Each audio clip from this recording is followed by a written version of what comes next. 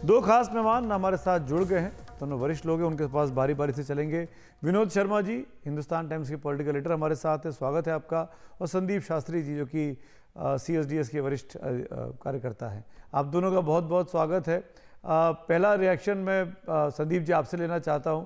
प्रधानमंत्री का भाषण सुना आपने, मैं जो चीज़ बेसिकली आपसे मोटे तौर पर जानना चाहता हूँ, मोदी 3.0 में नीतियों में जिस तरह की बातें की गई, इकोनॉमिक डेवलपमेंट की जो बात की गई, गवर्नेंस की जो बात की गई, मिडिल क्लास पे जो फोकस किया गया, आपको लगता है कि जो कंटिन्यूटी चली आ रही थी बीते 10 सालों से, उन चीज़ों को और आगे बढ़ाया जाएगा या कुछ आप चेंजेस भी एंटिसिपेट कर रहे हैं? संदीप सर।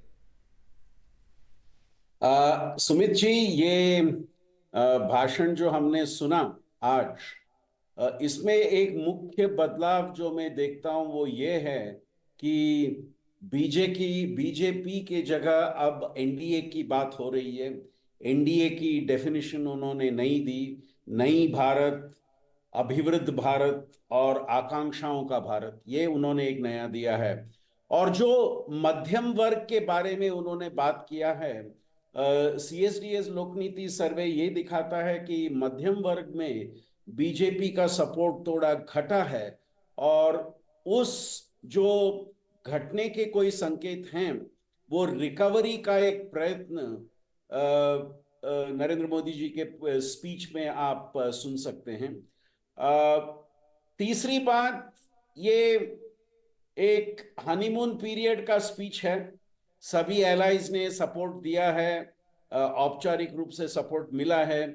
उसके लिए क्या क्या नेगोशिएशन हुआ है वो अलग बात है, लेकिन ये हनीमून पीरियड का एक स्पीच है कि हम सब जी। साथ हैं, हम सब साथ चलेंगे और अगले 5 वर्ष हमारा सरकार चलाएंगे।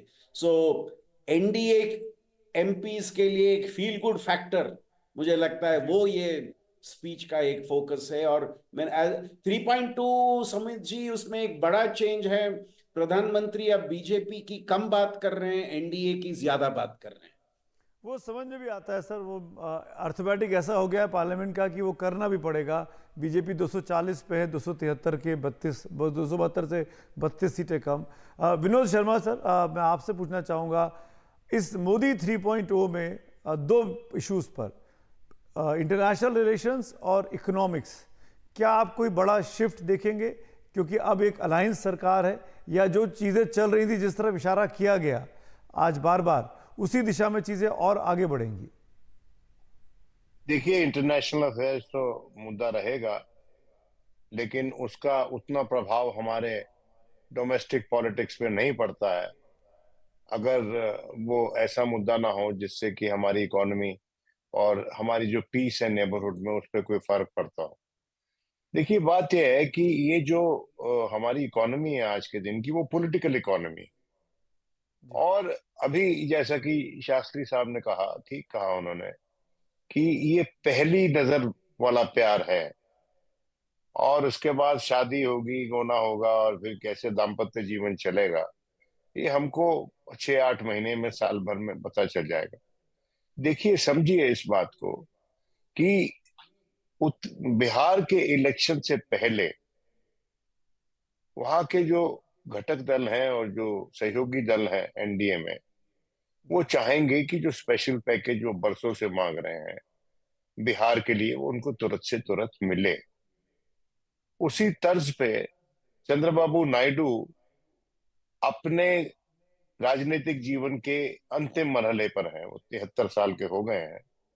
और मैं नहीं समझता हूं कि वो अगला इलेक्शन स्वयं लड़ेंगे, लेकिन उससे पहले वो जमीन वो अपनी पार्टी के लिए तैयार कर देना चाहते हैं, और शायद अपने बेटे के लिए, कि उसको कोई आगे चलकर दिक्कत ना हो।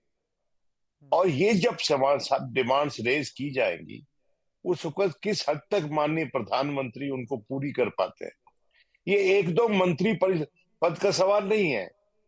ये दोनों स्टेट्स के मुद्दे बहुत बड़े हैं। और तीसरी बात, बड़े माजरत से मैं कहना चाहता हूं कि इस एनडीए 3 को, एक्चुअली इसको एनडीए 1 मानना चाहिए हमें मोदी जी का, क्योंकि जैसा कि सही कहा गया कि अभी तक तो मोदी मोदी मोदी होता रहा। लेकिन अब मोदी जी को वाजपेयी जी की सी किताब से कुछ पन्ने निकालकर ये सरकार चलानी पड़ेगी। और इस जी। सरकार में देखिए, आपको अगर पिछली बार याद हो, जब 2004 का इलेक्शन हुआ था, तो वो इलेक्शन प्रीपोन कर दिया गया था चंद्रबाबू के प्रभाव दबाव में, क्योंकि चंद्रबाबू चाहते थे कि जल्दी हो जाए वो इलेक्शन, ताकि वो सूखे का सिचुएशन ना आए, और जो उनकी जान पे हमला जानलेवा हुआ था, उससे शायद उनको कोई सिंपैथी मिल जाए, लेकिन वैसा हुआ नहीं।